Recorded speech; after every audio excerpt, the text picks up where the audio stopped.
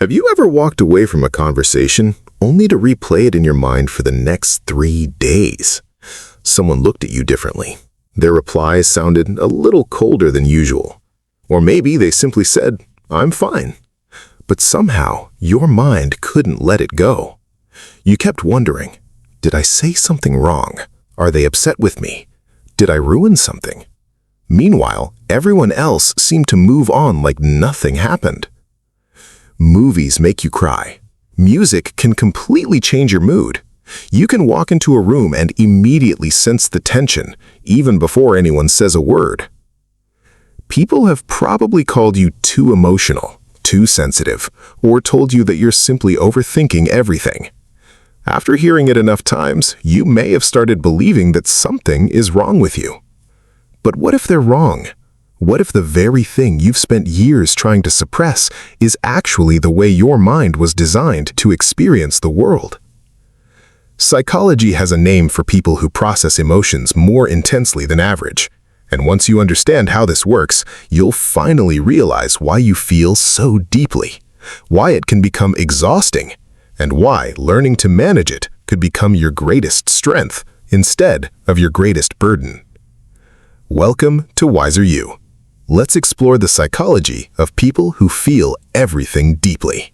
One of the biggest misunderstandings about emotional people is that they experience emotions nobody else does. That's not true. Everyone feels sadness. Everyone feels joy. Everyone experiences rejection. The difference is what happens after those emotions arrive. Imagine two people dropping a pebble into water. For one person, the surface ripples for a few seconds, then everything becomes calm again. For someone who feels deeply, that same pebble creates waves that seem to travel forever. The event may have lasted 10 seconds, but the emotional experience lasts hours, sometimes days, sometimes years. Psychologist Elaine Aron, who spent decades studying highly sensitive people, discovered that some individuals naturally process information more deeply than others. Their brains don't simply notice more details, they also attach more meaning to those details. That's why a simple compliment can stay with you all week, but a careless criticism can echo inside your mind for months. You don't just hear words, you absorb them. And that's both a gift and a burden. But here's where things become even more interesting. Feeling deeply isn't only about emotions. It's about noticing everything other people overlook. The slight hesitation before someone answers, the smile that doesn't quite reach their eyes, the silence between two sentences. Most people move through life looking at the obvious. You naturally notice the invisible. And while that sounds beautiful, it comes with a hidden cost. Because if you notice every tiny emotional signal, you also notice every possible threat. Which brings us to something that quietly controls many deeply emotional people without them realizing it: overthinking. Have you ever noticed that your body leaves a conversation, but your mind stays there? You're lying in bed. Suddenly you remember something you said 6 hours ago. Now you're wondering if it sounded rude. Then you remember their facial expression. Then another conversation from last week. Then another mistake from 5 years ago. It's almost as if your brain refuses to archive emotional experiences. Why? Because your brain is trying to protect you. From an evolutionary perspective, remembering painful social experiences helped humans survive. Being rejected by your tribe once could have meant death. Your brain evolved to remember emotional danger. But if you're someone who processes emotions deeply, that protective system works overtime. It doesn't simply ask, "What happened?" It asks, "What if it happens again?" So instead of learning from the experience, your mind keeps replaying it again and again and again. Psychologists call this rumination. It feels productive, but most of the time, nothing new is being solved. You're simply reopening the same emotional wound. Think about receiving one negative comment online. Hundreds of people compliment you. One stranger criticizes you. Guess which comment your brain chooses to replay? Exactly. Not because you're weak, because emotionally significant information receives priority inside your memory. Unfortunately, the brain doesn't always distinguish between danger and embarrassment. To your nervous system, an awkward conversation can feel almost as threatening as genuine danger. And if this pattern continues long enough, something unexpected begins to happen. You slowly start organizing your life around avoiding emotional pain altogether. People often assume emotional people are dramatic, but most aren't trying to attract attention. They're trying to avoid getting hurt. The child who was laughed at for crying learns to hide tears. The teenager who was rejected learns to avoid vulnerability. The adult who has been disappointed enough times begins expecting disappointment before it even arrives. Without realizing it, you start protecting yourself before anything bad actually happens. You hesitate before sending the message. You rehearse conversations in your head. You apologize even when you've done nothing wrong. You avoid asking for what you need because rejection feels unbearable. Eventually, you become so busy protecting your heart that nobody gets to truly know it. Ironically, the deeper your emotional world becomes, the lonelier it can feel. Because people don't see what's happening inside you. They only see silence. But where does this intense sensitivity actually come from? Is it something you're born with, or does life create it? The answer is both. Psychologists believe emotional sensitivity develops through a combination of temperament and experience. Some children are naturally born with more reactive nervous systems. They notice louder sounds, brighter lights, subtle emotional changes.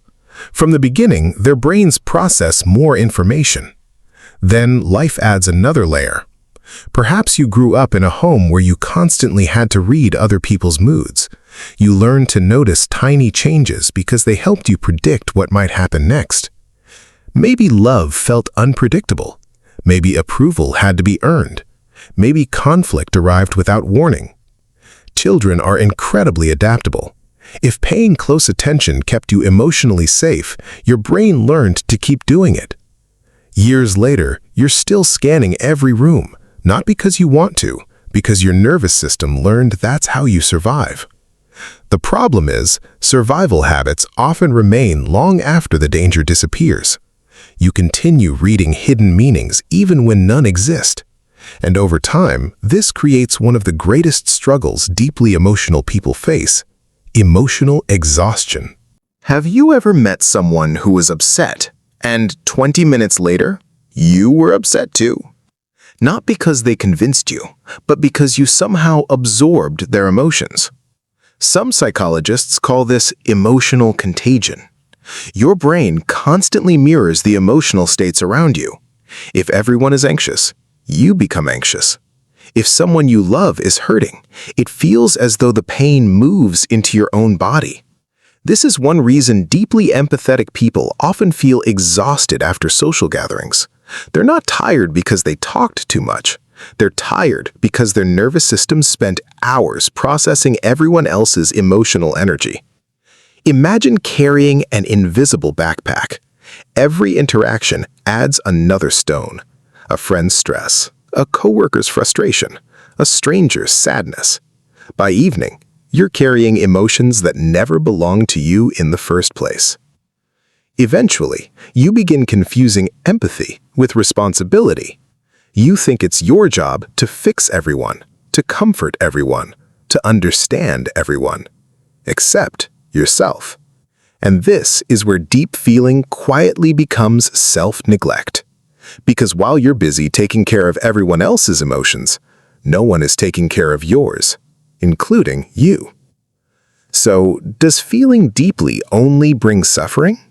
Actually, this is where psychology offers a completely different perspective. The very qualities that make life harder can also make life richer.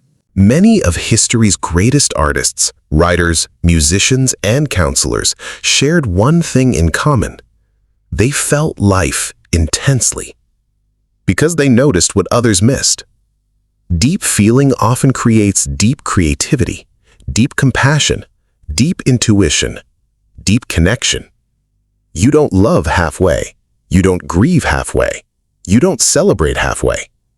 Everything matters more, and while that sometimes hurts, it also means your happiest moments become unforgettable.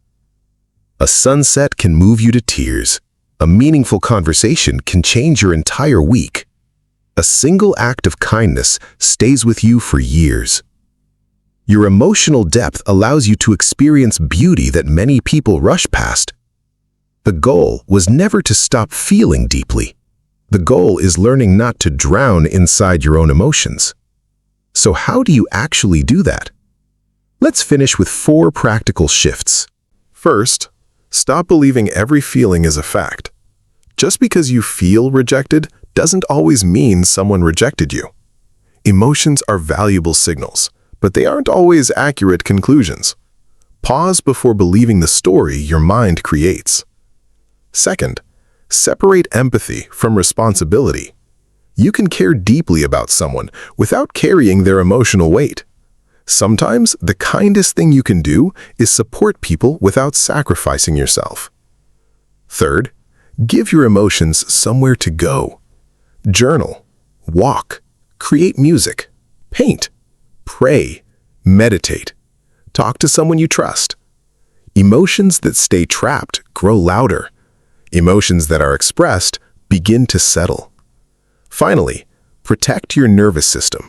Spend time in silence. Limit constant stimulation. Choose relationships that feel emotionally safe.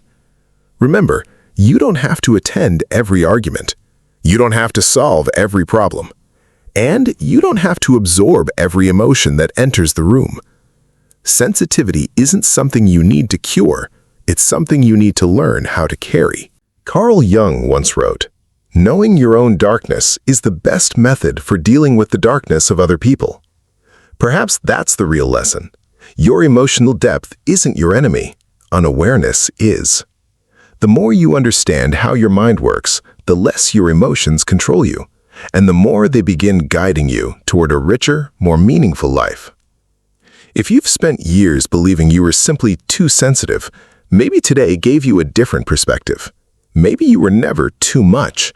Maybe you've simply been carrying more than most people could see. If this video helped you understand yourself or someone you love, consider subscribing to Wiser You. Every week, we explore the hidden psychology behind the thoughts, emotions, and behaviors that quietly shape our lives. And if you know someone who's always been told they feel everything too deeply, send them this video. It might be the first time they realize they're not alone. Thanks for watching. We'll see you in the next one.